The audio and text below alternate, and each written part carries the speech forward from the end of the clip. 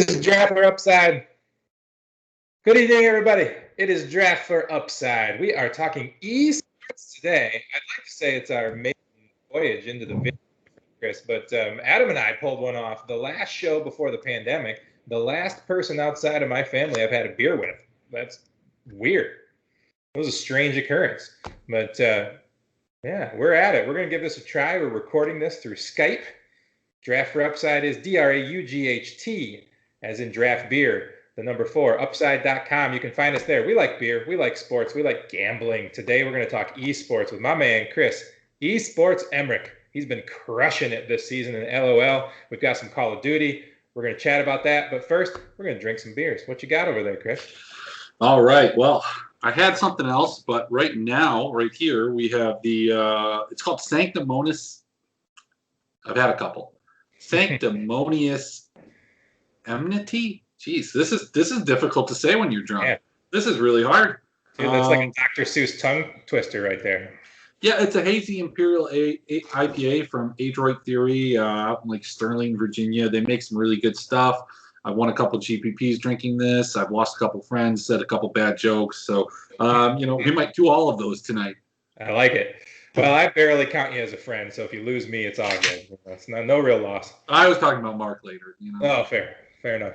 Well, I'm Johnny Danger. I'm over here in Michigan. My man's over there. And where are you at? Virginia nowadays? Washington, D.C.? I don't know where you go, man. Springfield, Virginia, right outside the Beltway. I like it. All right. Well, I have a Brooklyn Special Effects, a wonderful non-alcoholic IPA. I mean, I've never been more excited for you to drink a beer on a show where we're doing this video. We're doing it live. I mean, yes, you did a show on video with Adam, but you guys did it in the same room. You guys were looking at your phones. It was very weird. It looked like you guys were drafting more than anything. Yeah, and maybe you were drafting a golf team, but I don't even think that particular event finished, did it? No, it didn't. It actually got canceled. I think Saturday morning or Friday night. Yeah. And we were actually taking bets on if it would finish or not. So. I think we were both in the camp that it was not going to finish. There was Mark Larson. That's the guy. That's the guy. It was like, no, they'll finish. It'll be okay. Yeah. Nope. Negative. And then we had a 3-month layoff. It was awesome. So it looks like, honestly, they've been doing a really good job, and they're keeping it going pretty well on the PGA. They've got it on lockdown. But we'll get more into that into our PGA show. We're here to talk esports. I am a complete and utter layman in esports, a total rube, if you would. My man Chris here, top 100 in the Roto Grinder rankings, which is awesome, and took me on as kind of his pet project and coached me right up to a full GPP championship. I mean, let's be fair. There was only like 400 people in that one, but hey, winning is good. Hey, we touted that preseason MLB 2 years ago. That was a good streak for both of us. Oh, yeah. And those were 500-person contests. So who cares? Money is money. It was great. The only thing that I regret is it was just right out the gate. It set a bad expectation for you. Like I wish you maybe would have got like a top 20 and then worked your way up into the number one. But whatever. It's fine. I'm glad you got the money. Hey, I got the last $20 already invested in pre-bought PGA tickets for this week. So that's it. I'm down to like 87 cents in the account, but I've played, 2 months worth of golf on that win. So it's all good. Yeah, and a lot higher stakes than you would have normally. So, you had some fun. You spent some time. You did some research. You had a good time. That's all that matters. Hey, and I took some out too. Let's not forget about that. I used that to pay for my fantasy baseball leagues, which I don't think are going to finish the season. Hey, I actually just paid for the ones that I played in that were dynasty leagues, and I have not paid attention to them. I've made a couple trades. Did pick up some. I picked up Giancarlo Stanton for Jose Abreu and somebody else that I traded for. I don't know. This is not a baseball show, but I haven't checked my lineup in a while, and I know I'm in last place, and that's okay. I sold off my whole team last year to try and make a playoff run. I got to the playoffs and I lost in the first round, and now all my team can do is steal bases. That's it. It's nothing else. I love it. All right, so we got 2 different games we're going to talk about tonight. The main difference for me is one, you shoot people in the head, and the other one, you murder dragons. In some respects, that's fair. I mean, you shoot people in the head in both, depending on who you are. I like it. All right, well, let's start with Call of Duty. I know a little bit about League of Legends because you've kind of filled me in, but give me a little COD breakdown, would you? Yeah, so COD, we've got actually, it's going to be the COD Championships. This is the start of a huge tournament. Winners take down $4.5 million. This is the inaugural season of the franchise league. So there's 12 teams competing for this, and this first set of games is going to be for the two teams that are going to move on to the actual bracket, and the two teams that are actually going to not win any money. So the winners of these two games actually win $100,000, which is a lot of money for teams that basically are going to finish 9th and 10th. So we really have some really bad teams that we're looking at right here, and we have to find the golden nuggets in these bad teams. They're going to be best of fives.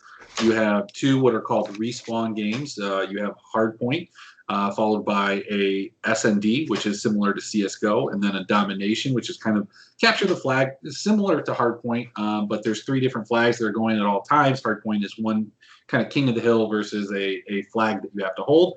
And then games 4 and 5, if necessary, are going to be a Hardpoint and an SND. So what we're looking for right now is actually teams that are going to make it into that 4th and 5th game, because a player from a losing team that makes it to the 4th game can be a viable player in our DFS lineups, just like in basketball, where a player that loses can be a very viable person on our team. Mm-hmm. However, what's very different about this is teams that win, sweep, just utterly dominate a 3-0. They're not going to be viable unless both teams do that.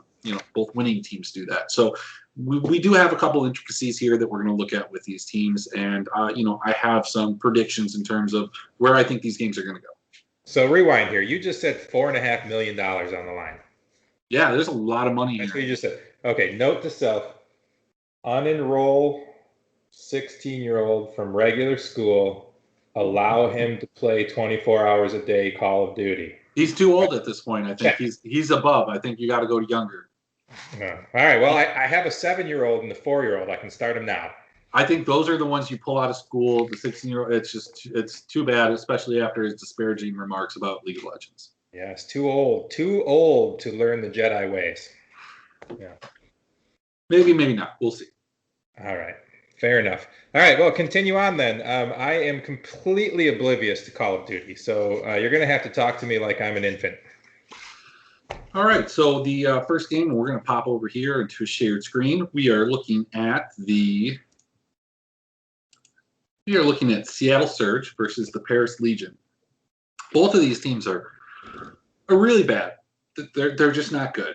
So, but I think this is the series where we're going to find some of the players that we need to win this championship here for us. I mean, it's $10,000 to first, as you can see right here. $10,000 to first. This was a game that I thought DraftKings was going to abandon, and they did for a little bit because it wasn't filling. People weren't there, but whatever. For Call of Duty championships, apparently for the losers bracket round 1, they're just all over it. So whatever. Hey, I like 10,000. You like 10,000. Let's try and get $10,000.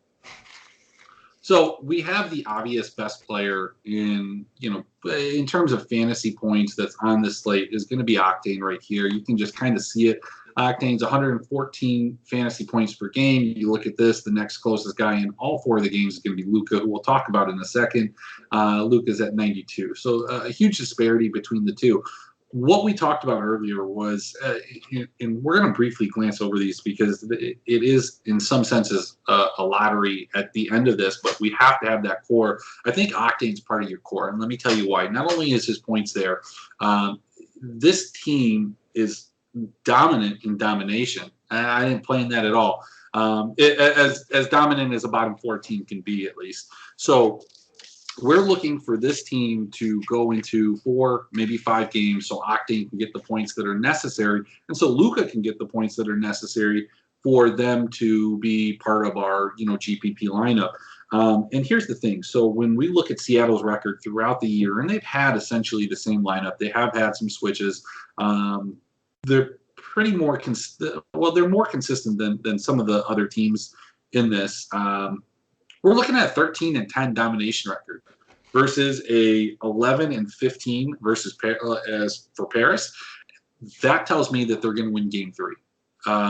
They've won Game 3 in a lot of their series. They might lose game 1. They're terrible at S&D, so they're going to lose game 2. We need them to win game 3 so they can get to game 4 and maybe even get to a game 5. But when I was looking through these, I was really just trying to figure out, because it is a 2-game series, and so it is a legitimate strategy to assume that one of the 2 games is going to be a sweep, stack the other game. So in that case, we could stack something like Seattle and Paris, get a couple guys, and then go trade whoever we think is going to win on the other side, their team. And, from there, we could just make our lineup. But do I think Seattle and Paris are going to get to a game 4? Absolutely. I think they have a good chance of getting to a game 5. This is absolutely going to be a series that Paris is going to win. They've won the only matchup that they had, and I think Octane is your best play. I think from there, I think you can almost pick anybody. Apathy, Proto, Pander, any of these guys from this Seattle team are viable. I think Slacked is fine too. So there's not a lot of analysis that goes in this. The only thing that I would tell you is you look at this, Proto and Pander are 2 guys that you look at these point totals and you say, well, why am I recommending them? Well, I mean, because in terms of hill time, and that's in Hardpoint, one of the highest scoring maps, these guys are 2 of the 4 top scoring or top time scoring guys. They don't get as many kills. They spend time in the hill. That does get them points. We're looking at 69 and 63 respectively. So I think Proto is going to be a low-owned possibility that if you think Seattle's going to get to that 4th game, you're going to play. So on the other side. Quick question. When we're talking about building these lineups, I mean, like I said, total infant when it comes to Call of Duty. Is there correlation between players? Like when you're picking a hockey lineup, you got your center, you want to get with the guy who feeds the assist, and you want to look at the team that is on the power play. And then when the League of Legends, we'll get into a little bit later, but you have given me a little correlation insight for League of Legends. Is there anything like that with Call of Duty? Or are you just looking at which maps are they likely to play the most of and how well they score on those maps? Well, we're looking at game modes because there are certainly maps, and that would go into betting. If you're going to sit there and you're going to watch the games, you can bet, and you can look at the maps. There are some of these teams that have done just atrociously in certain game modes on certain maps, and they haven't won at all. We don't have the maps that they're going to play in the game modes that they're going to play right now, and you may not even have them before betting. But to answer your question, correlation does happen, but it doesn't. In the sense that if players are playing 4 or 5 games, that correlates. So the players in these 2 games, if they play that 4th and they play that 5th game, it's going to correlate that they're going to have a higher probability to have higher scores. When you look at some of these guys, though, that they do have high-scoring series. So this game right here against the LA Gorillas, they went 4 games. Dens scored 107 points. Okay. Shocks had 89. As you can see, that's a kind of an outlier from his other games. And then even a guy like Zed here, who we'll talk about in a second, had 98. So yeah, there is some correlation, but it's not guaranteed. So gotcha. They can correlate if it's a high-scoring, close series. And I think these series are going to be close. I think you're going to want to group your players together. You're going to want to pick and choose. Again, we're talking really bad teams. So we're talking some bad players too. Now, you got to let me rewind a minute because I'm on like my 3rd non-alcoholic IPA. It's getting to my head a little bit. So part of your strategy here is that Seattle excels at one game, is terrible at the other, and Paris is flip-flop. So they're almost guaranteed to split those first 3 and get a 4th game, and that's what you're looking at. Sure. To some extent, yes. That's how I'm looking to get to that 4th game. So, I mean, you could say, so here's a game theory question, or not question. Here's a game theory. So let's say they're going to get to the 4th game. I'm pretty confident about that. This Optic Gaming, LA Gorillas, I don't know. So maybe if I think Optic Gaming is going to win, I lock in their team slot, right? And then I do this. So who's going to be the highest scoring player? I mean, I don't know. Let's say Octane. I like Luca. And I like Zed. And I told you I like Proto. And then I can go ahead and get Dens. And now I'm stacking that game that has the higher probability of scoring more, getting the team, because the team is only going to score. Winning teams, I think 27 to 28 points. Losing teams going to be less than that. They have a cap at that. the individual players don't. So this is, if you're making 10 lineups, you're making 15, you're making 20. I don't know how many you can enter into this, but I think you want to have some of these game stacks in there that ignore the other game in case it's a sweep.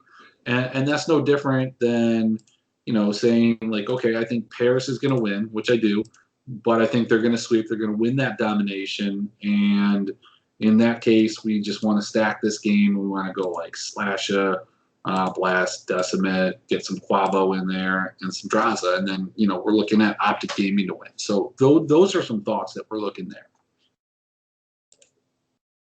All right, I dig it. I think I slowly followed along. I wrote down both those lineups. I'm going to play $100 each. It's fine. Okay, good. I'm still expecting that 10% that you promised me. Yeah, I hope my wife isn't listening. It's fine. It's all good. Oh, fair enough. All right. So hey, real quick, between these teams, yeah. Real quick, Octane's your obvious good play. Pander and Proto are kind of your low-end plays. Slacked and Apathy, those are both going to be guys that are pretty consistent. They're going to give you 70, 80. On Paris, you're looking at Luca. Obviously Zed down here, he's not that far off of these other guys. He's not going to get clicked on as much. He's had a couple good series the last couple events as Paris has actually started to look like a competitive team, even against better teams than what Seattle's going to provide. So I think Zed is a guy that you can put in your lineup and feel pretty good about, not only just from a point scoring, but from a differentiation standpoint. All right. And then when we're done here, I'm going to have to go down in the basement and have the boy show me this setup, because this is what he does with his friends, like 24 to 30 hours a week. Yeah, they're probably not playing this game. They're probably playing Warzone, but hey, it's simple. Yeah, he just got really mad because he couldn't find his original like Xbox 360 Call of Duty game that he found, because his friends want to go back and play the what he calls retro game, even though it was like, I don't know, 5 years ago. Well, luckily you're going to win enough money in golf this weekend. You can go buy that for him at GameStop and not even feel bad about it. Straight. Well, yesterday was his 16th birthday. I did get him a car. I think he's good for now. Well, he can drive to GameStop and get himself. That's right. I love it, man. How's work, man? How's this pandemic work going for you? Good? Strong? I mean, every day is a struggle, but I did close a $90,000 deal today, so, that's good. ABCs, brother. I thought it was dead, too, so that's nice. All right. So let's move to the second game, and let's get past this whole COD and get into the fun stuff. This game is really difficult to assess. These teams haven't really played each other much, and when they did play each other, the rosters were very, very different. They've gone through a lot of upheaval. Optic Gaming Los Angeles has swapped out two of their they've swapped out one guy 2 times, not the same guy, but same position. He's been swapped out, and then one of their better players, Dash, he got swapped out. Maybe it was attitude problems. I haven't followed close enough to know. We've got some other guys in this entire team, and when we're talking about picks, Slasha was the guy that you wanted to have earlier in the season. He was the guy that was always going to perform, and he was going to be a standout. But really, since these switches has happened, there's been some meta changes in the game in terms of different guns being buffed and some different changes in the game. When this team wins, they win as a team, and everybody produces. I don't think you can go wrong. So if you think they lose, but they still make it competitive and get to that 4th game, I think Slasher's still your pick. But otherwise, I think you can go up and down the line. TJ Haley, Quavo. Quavo's my favorite guy that I think is going to go on their own. On the other side of things, I think the players that you're looking at is obviously Blast. I mean, he's going to be at the top of the price list, so you're going to look at him and you look at his point total, it's up there. The other guy that's been doing really well in hardpoint and actually besting everybody else on the team in terms of a kill-death ratio is going to be Saints. And so I think Saints is the other guy here. This is the series that I think does go or has a higher probability of only going 3 games. And I'm going to tell you why. Just like the other series, they have their strengths and they have their weaknesses. I think Optic is a very good respawn team. So domination, they're good. They're also good in hardpoint. They are decent against, bad teams. Again, all of these things are relative. in S&D. That's really the only thing the Los Angeles Guerrillas are good at is S&D. So if they lose that first S&D, I think you can go live bet it. They'll probably be down 2-0, and I don't care what the odds are. You can go on Bovada if it's legal in your state. If it's not, you can still probably go on there, transfer Bitcoin. Who cares? And you can live bet it. You can't do it on MyBookie because MyBookie sucks. And yeah, unless they sponsor the show, then they're the best site around. Yeah, when they pay me and they put some odds up that are good, yeah, we'll talk about that. But for sure. So this is the series that I'm going to go wait, Chris. on. Sorry to interrupt, Chris. I can't wait to put my glasses back on because I'm trying to squint and see the screen and squint and read my writing all at the same time. I took my glasses off because of the glare. I sadly have very, very glare heavy glasses. And I can't read what I'm even writing on here, let alone what you're pointing out. So you're probably gonna get some late night texts going, did I write this right? Who the hell is this person? You told me to play this guy named Guava, and there ain't nobody named Guava here. I think you'll figure it out. It's Guavo. I mean, here's the thing. You wrote so much down 2 years ago about all of our golf picks, football picks, and who knows? Who knows whatever happened to it? It's still there. It's in the archive. Yeah.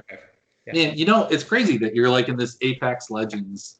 I don't know if you've ever played Apex Legends, but that's the city background that you have. I love it. No. Gotta get some gold armor. I'll work on it. All right, man. Well, I had to go to work today. I didn't appreciate that, and I only go in on Tuesdays. But I gotta go all next week. We have our big Bourbon Barrel release beer party going on. That the Draft for Upside crew is an official sponsor. Hooray for us! Okay. And that's the one that you're sending me, right? Yeah. From whatever I won that golf tournament. Yeah, that box. Yeah, for sure. It's a $130 value. I'll just get right on that. Send that right over to you. It's $130 value, but how much are you going to pay for it? But you know what? I'm not drinking, so I don't have a use for that box. So I mean, we could be talked into something. Okay. You lost the bet. You owe me. You owe me at least one of these. I'll send you something delicious. I just shipped beer to the tour junkie guy, so I guess I should take care of you too. Beautiful. I love it. Yeah. So next week I have to work the line because it's 12 individual beers. Got it stuffed by hand into a box and filled up with fluff. I'm a good fluffer. It's fine. Totally fine. Totally best in the business fluffer. It's totally good. So moving on, League of Legends, of which I've never played and didn't know what the hell it was until you started feverishly talking about it while drunken after our regular sports betting, and then started showing the screenshots of your kick-ass victories.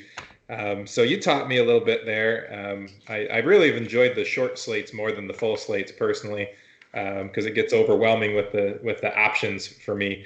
But we have a couple of things starting up here for Thursday and Friday. We've got the U.S., we've got the Europeans starting. Break it down, man. Let's talk about it. Let's start Thursday with the U.S. teams.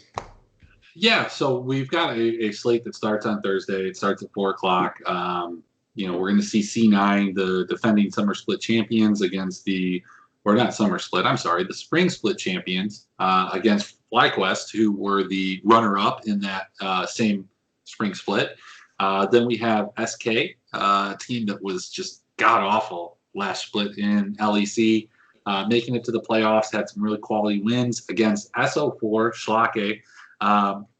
This team was like 0-9 or something, and I wish I actually had it, but they went on this incredible run where they won their last, I think it was 1, 2, 3, 4, I think 7, 8, 9, somewhere in that range. And I probably should have this number, but I don't. But they won a crazy amount. They basically lost the first half of the split. They won the second half of the split. They needed a couple people to lose just to make the playoffs, and they did. Super cool story. They've made a lot of changes. We didn't see that coming. So that's a game that's going to happen.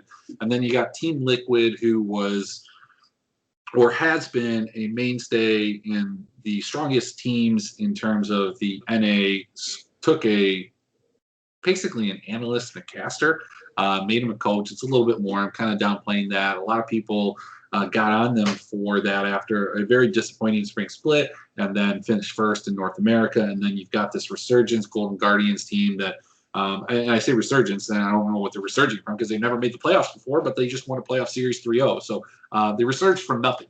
So it's actually not even a resurgence; it's a surge. They surged. Well, hey, you're looking swole, by the way. You've been working out? Oh yeah, for sure. Yeah, man, looking good. Just had to say that you're strikingly handsome. You know, I trimmed the beard up a little. I knew we were going to be on camera.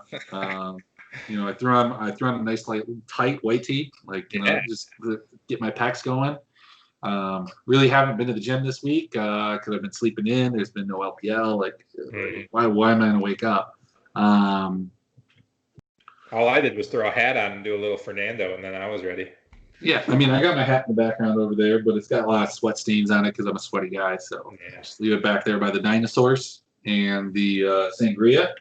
And there's a Modelo back there too. There's a story behind that Modelo actually. And you can't see actually all of the. Hang on, we're gonna try this. It's gonna be a little crazy. Oh, look at all those! Look at all those bottles. Yeah. Oh, look at all those bottles. Yeah, those are the pandemic. That's half the pandemic bourbon bottles. I like it. The dead soldiers. Something like that. Yeah, for sure. War monuments. All right, yeah. So let's talk about it. Let's get right into this. So C9 coming out, and let me share my screen here because we'll talk a little bit about the pricing too. Here we go. So we're looking at like all these teams, and if we look at this, we're looking at C9 like up here. And this is a team that like only lost one map in the spring split. I think only lost one game in any of the spring playoffs, and then has just had a really rough go at it as the meta has changed. Teams have caught up, and maybe just their luck has ran out to some extent. They're still a minus 500 favorite in this game against FlyQuest. FlyQuest is plus 330. I really, and I'm going to get ahead of myself here, but I really like them at plus 150, plus 1.5 games. You can find that on Bovada. So let's look at some of the stats here, though. Gold differential at 15, meaning, you know, how much gold these teams have at 15 minutes. We're looking at C9 at 2,200. We're looking at FlyQuest 294. We're looking at gold permitted 1893 versus 1806. So just as an outsider looking at those things, I expect you to say, well, look, those all that looks in favor of C9, and I would tell you that it does, but this doesn't take into account their bad run. Let's take a look at these last couple of games that C9 has played. They won a game against Immortals, non-playoff team, 16-2. They lost to Team Liquid, 14-14. These are the kill totals, and this is kind of what we're looking at from a fantasy perspective. They lost to Golden Guardians 10-16, TSM 17-17. Then they beat Dignitas, and I might have written this down wrong, but I had it down as 12-13, so that could be a problem. That might be wrong. And then we have a 17-14 win over CLG. None of these look as they're definitive. These aren't super high scoring games, and they're allowing the other team to kind of be in that game. Whereas you look at these games at FlyQuest, basically over the last 3 weeks, I mean, we're looking at a 12-2 win against Team Liquid, top team in the league. We're looking at a 13-11 win against Golden Guardians, another playoff team. We're looking at a 25-5 win, a 22-8 win, a 15-6, and a 14-7. Those are against some of the lower teams in the league, non-playoff teams, albeit, but that's a lot of points that are scored there. Now, in their last playoff match, they won 16-5, 23-5. They lost 5-9, lost 6-10, and then won 10-5. Danger, I mean, does that tell you anything, those 5 games? Because it tells me something, but what does it tell you? I mean, it makes me want to kind of bank on Fly here. Yeah, I'm like, look, I'm right there. I was coming into this. I was going to tell you that, before I looked at the numbers, before I broke anything down, I'm thinking C9 is going to win this. And I thought it was going to be a close series. I thought C9 was going to win this 3-2, maybe 3-1. I think that they're going to solve some problems, and they still might. I think they're a good team. They're the more talented team, top to bottom. But FlyQuest, I think that they're coming for that. The revenge from the spring split. And what it comes down to is I think they played a little scared those last 3 games. And you can see that just the how tentative they are. FlyQuest was a team that had the I think one of the highest kills per game. I don't know if I'm sharing my screen right now, but I might be. Yep. And if you look at kills per game, FlyQuest is right above Cloud9 for the regular season. So this is a team that 14 kills a game, and we're talking 5, 6, and 10. That's not a lot.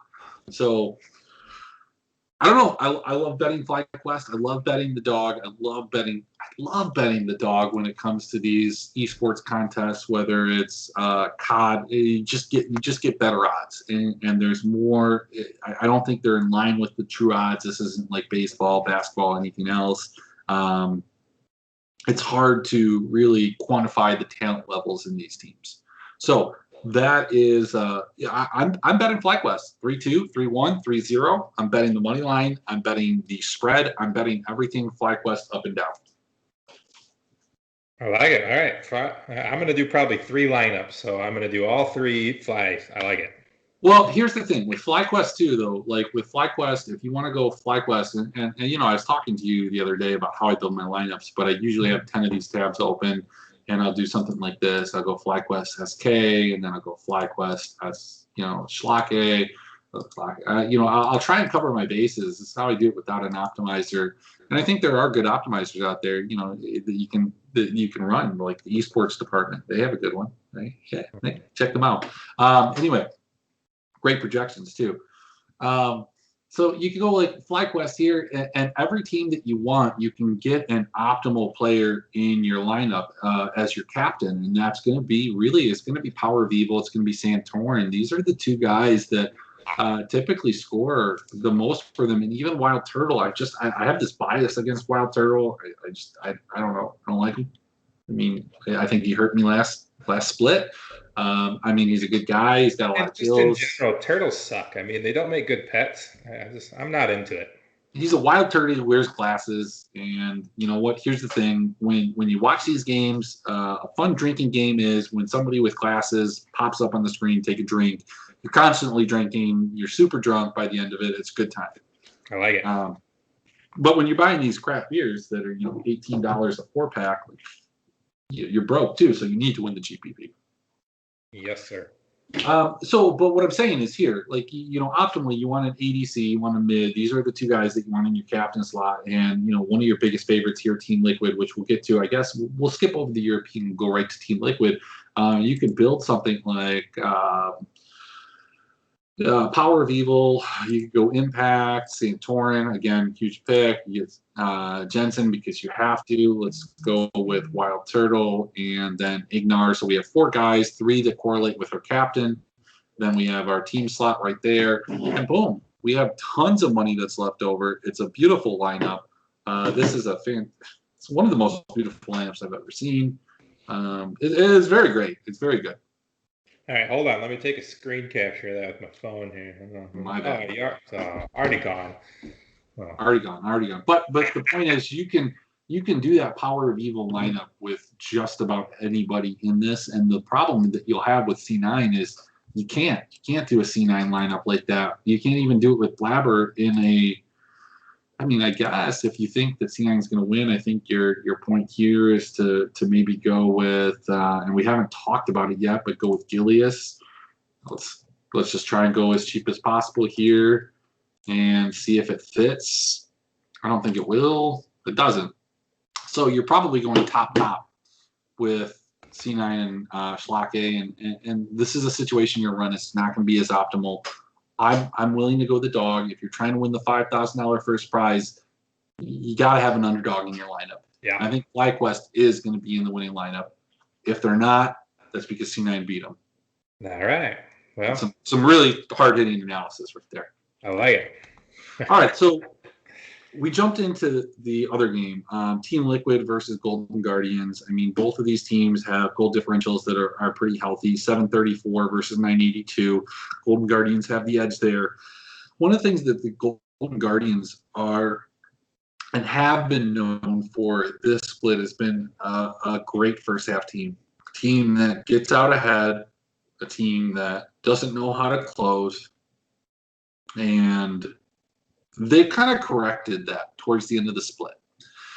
They corrected that against TSM, and they really closed out against TSM. But one of the things that when you look at that great first half team, you're looking at a team that's going to get first blood. You're looking at a team that's going to get first tower. And Team Liquid gets those at a higher percentage than Golden Guardians does. So I think Team Liquid can counteract some of the strengths of Golden Guardians. And while they're a much better late game team, gold per minute is higher from the Team Liquid side. And let's just take a look at some of the last few Team Liquid games. We're looking at they lost to FlyQuest 2-12. 14-14 against C9 as a win. 13-1 Dignitas. 18-9. 21-6 and 9-3 versus the games for Golden Guardians. You're looking at 17-4, 18-6, 16-10. Those are their wins. Their losses are 11-13, 8-18, and 8-11. They did not have a very high scoring series against TSM. These games were very conservative. This is a series that, I'm going to give you the data. You can look at it yourself. I think Team Liquid is the heavy favorite. I think Team Liquid's going to win 3 games. I think they're going to go 3-0. That's what my bet would be. That's where the odds would predicate that you'd want to bet them. And as such, when we're building our lineups and we're building our Team Liquid lineups, the guys that we're really looking at is, I think you can go just about anybody. As much as I like Broxa, I think that we have better options in all of the jungle spots in Broxa. But, Core JJ, probably the MVP. You're probably taking a Team Liquid captain spot, or not captain spot, but team slot in your team. And they're going to comprise 3 of your players, unless you think these other games aren't going to be bloody, because they're going to get 40 points. And those are from games not played. They're going to sweep Golden Guardians. This is kind of where that fairy tale ends for Golden Guardians. I dig it, man. All right, let's take a look at the European game. So here's one of the hardest things to look at. So we're going to look at 2 different things. We're going to look at the betting lines first. SK beat just about everybody. And they lost to just about everybody, too. They beat Schlage 2 times. But, they beat teams like G2. They beat teams like Mad Lions. They beat some really good teams. And yet they're a plus 180 underdog, where Schlage is a 250 favorite. So, look, hammer that plus 180. It was higher before. It's got bet down. It's still in a good spot. They're still a team that can win this series. We've looked at this. This is a 5-game series. This is a lot different than coming out and just surprising the team with your play. Now, let's talk about it from a DFS perspective. How do you get away from Schlage? How do you do it? Well, the price is higher than everybody else. They're the most expensive team on the slate, and justifiably so. I'm going to tell you something here. Look, I didn't want to do this. This was something I didn't want to do. I looked at the prices and I didn't want to do this. But their games, when they went on this streak, 32-9, 19-8, 12-4, 17-5, 24-10, 20-5, 20-10. That's a 20 kill per win average. Okay, I know what you're going to say. Well, let's take out the outliers. Let's do it. Let's take out that 32. Let's take out that 12. Guess what we have? A 20 kill per game average. That is higher than any other team in any other region, not counting Brazil and not counting anybody else that's in any type of DFS region. That's fantastic. And these are against G2, Misfits, XL, Gamers Origin, FNC, Vitality, and Mad Lions. Yes, some of those teams weren't good. And maybe some of those teams didn't care about those games, but those are kill totals that you need to respect. And I like to put them in some of the lineups. I don't like them if you feel like C9's going to win, if you feel like Team Liquid's going to win. But this is a team that you can mix, I think, very easily with FlyQuest. I think this is a team that you can mix very easily with Golden Guardians if you think I'm wrong, which I might be, probably am most of the time. But that's how you play them. Absolutely. I mean, here again, we've talked about this, Danger. These games, because of the correlation, is less about being right and more about embracing being wrong. If you can get multiple lineups in there, it's okay to cover your different bases. You want to have hedge lineups because anything can happen. This isn't, the Orlando Magic playing the Milwaukee Bucks or something like like the Milwaukee Bucks would lose game one in their playoff series. Like that just happened. Never. But they're not going to lose the series. That's the thing. These heavy favorites can lose the series, and a heavy favorite will lose the series this weekend, and maybe more than one. And the only way that you're going to win money, the good money, way I won, $30,000 in the last 2 months, was betting dog, having those hedge lineups. I didn't go heavy on them, but they did exist. They did hit, and when they did hit, it was payday. So that's what I'm saying. Yeah. Well, I appreciate it. Well, I'm starting to figure this all out. Maybe I'll have to strike up these games and play a little and actually get more excited about it. Yeah, man, we can get in. We can get some ARAM. I mean, that's just basically where you play the champions against each other. You don't get into the actual game. It's point and click. It's more mindless. It's something you can do when you're drunk. I did it just before the show here. Had a good time. It's a lot of fun, and you actually learn, and you do learn the champions, and you're better for it when you get into the actual game. Nice. Well, I'm sorry I kind of botched our opening. It's the first time I played with the video software. But hey, man, I'm Jonny Danger and Chris ESports Emmerich on behalf of Draft for Upside, DRAUGHT, like draft beer. Find us online at draftforupside.com, Facebook at Draft for Upside, Twitter Draft for Upside, soon to be YouTube Draft for Upside. I appreciate all your time, Mr. Chris, and I will catch you in about one piss and a beer refill for the golf show. Let's do it. I love it. Peace out.